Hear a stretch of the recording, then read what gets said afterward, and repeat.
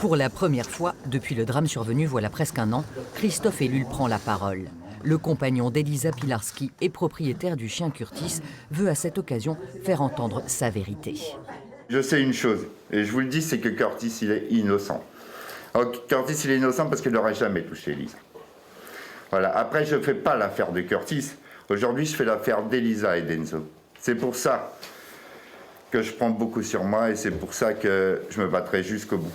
Christophe Ellul défend inlassablement Curtis malgré les conclusions des expertises rendues publiques ces derniers jours. Il affirme que son American Pitbull Terrier est entré réglementairement en France et réfute l'avoir dressé pour l'attaque. Curtis n'a jamais été dressé mordant. Il faut partir du principe que Curtis a toujours joué. Voilà, son boudin, c'était son jeu. Voilà, il jouait. Alors peut-être qu'aujourd'hui, on va me dire, oui, mais il a tiré sur le boudin, oui, mais, eh ben oui. J'ai peut-être, oui, mais jamais il a été dressé à ça.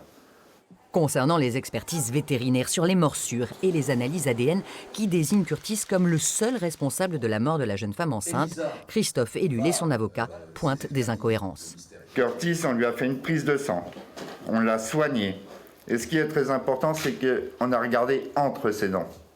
S'il avait de la matière organique, s'il avait quoi que ce soit. Et Curtis n'avait rien du tout. L'ADN de Curtis n'a jamais été retrouvé dans les blessures, dans les plaies d'Elisa Pilarski. Les deux hommes continuent donc de privilégier la thèse d'une attaque commise par d'autres chiens, une chasse à course se déroulant à proximité à l'époque des faits. Ils demandent des contre-expertises.